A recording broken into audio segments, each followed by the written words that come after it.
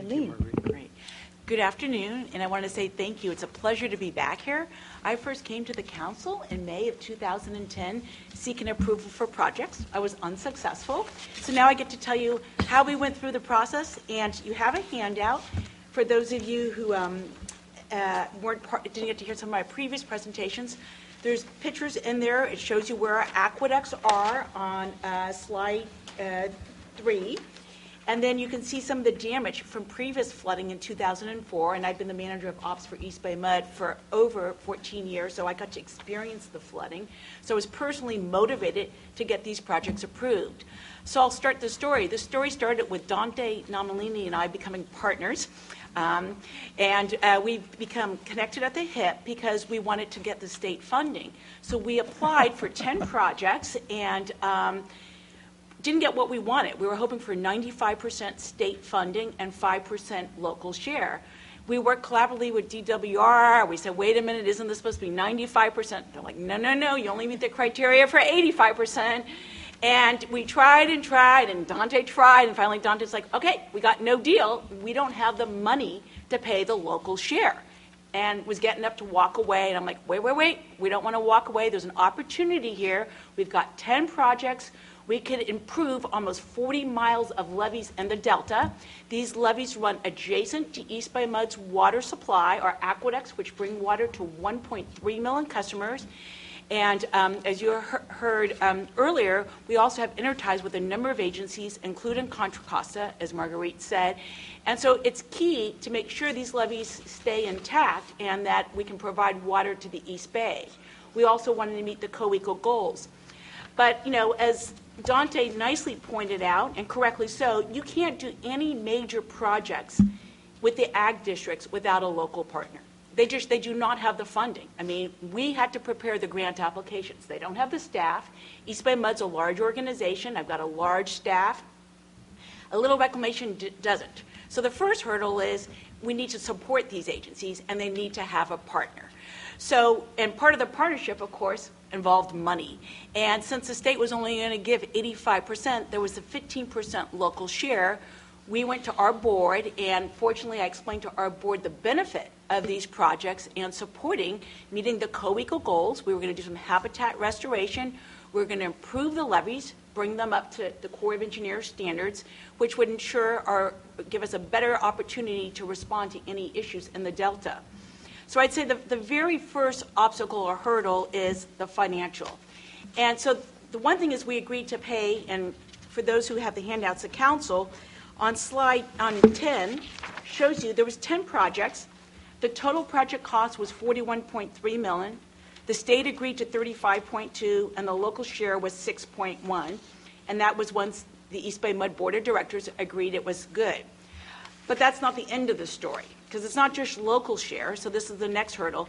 The state provides cash advances up to 95% of the 85% state funding costs. You can't tell that to a contractor that you're going to have to wait. Anyone who's worked with contractors know they expect to get paid in 30 days. They have to meet payroll.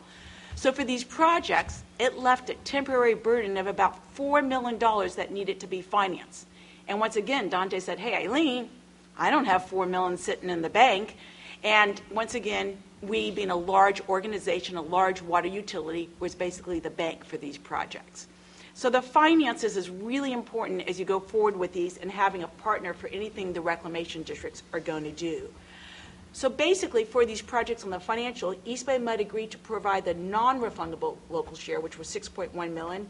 We agreed the temporary cash flow of about $4 million, and we agreed to maintain the financial oversight. For their part, as the partnership, the reclamations agreed to execute the agreements with the Department of Water Resources.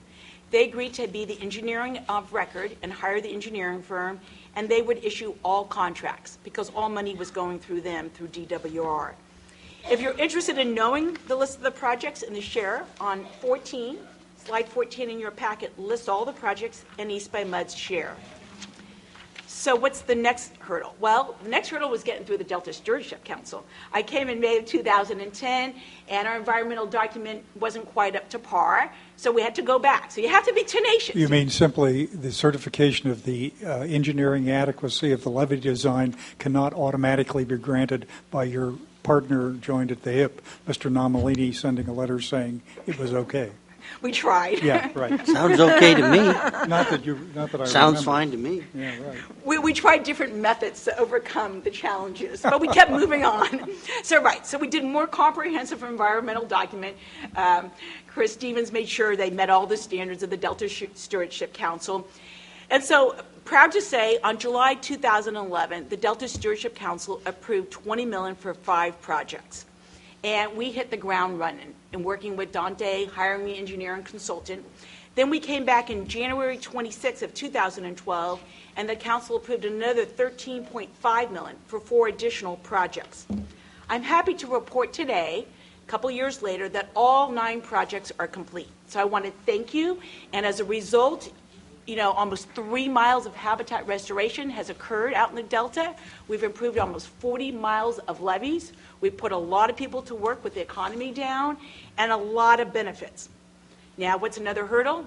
I'm still waiting, as I called Dante early this week. I'm out $1.7 million. These projects have been completed for over a year. I said, Dante, is a check in the mail? It's been a year. And what it is it's working through the bureaucracy, and it's just a fact of life. And I want to be very complimentary of the Delta Stewardship Council, of the Department of Water Resources staff, and all the resource agencies that we worked with. But it's just one of the obstacles you need to recognize, which we recognize. But, here over a year later, all projects are complete, and I'm still waiting for $1.7 million that we cash flow. This is beyond our local share. This was to pay the contractor. The contractors have all been paid. They're all on to other jobs. But to get all the completion and everything through the state, it takes time. It's a recognition. We recognize it, and that was part of our partnership with the reclamation districts. And I guess just the other big hurdle, I would say, is just the environmental, as you pointed out in the environmental document. As I mentioned, we went forward with all these projects. There's one project that we have not gotten approval, we have not come back for, and that was because it was complex environmental documentation required. There was an endangered species, and we hope to bring that back in the spring, and that would be the final of the 10 projects. So I guess kind of in summary, I think the finances is the biggest hurdle. The environmental is the next. You need a good partner. You need a partner with money. That's really important to move these forward, and we did step up to the plate. And then what are the benefits? Well, it's not only East Bay Mud's water supply, the reliability to the other water agencies in the Bay Area that we have interties with, as Marguerite pointed out, but we also, with the co-equal goals, did a fair amount of habitat restoration. There's also other critical infrastructure out there. You got Kinder Morgan Pipeline, you got the railroads, you got Highway 4. You can see some photos from previous failures where Highway 4 was almost taken out as a result of flooding. So there's a lot of critical infrastructure that is protected as a result of this, along with the water to the 20 million people in Southern California who rely on the pumps at Clifton Court Forebay, because you could have simultaneous failures with levees. So they've all benefited from these projects. And I just want to say thank you to the Delta Stewardship Council, to the Department of Water Resources, to U.S. Fish and Wildlife, Department of Fish and Game it was at the time when we were working, and all the resource agencies. But it was a real success as a result of everyone's approval. So thank you. Okay. Does Senator Don Parada deserve thanks for anything? I'm an engineer, and I'm the manager of OBS. I'm not into politics, so... That's the money. Thank you. I know Randy Canals, who was our lobbyist in Sacramento, had a relationship with Don, and quite frankly, I truly am the manager of ops. I'm truly a licensed engineer. I'm not familiar with what went on behind the scenes, but I understand there was some money that was kind of appropriated, but we had to go through the process, and as I said, we didn't get the funding we really wanted.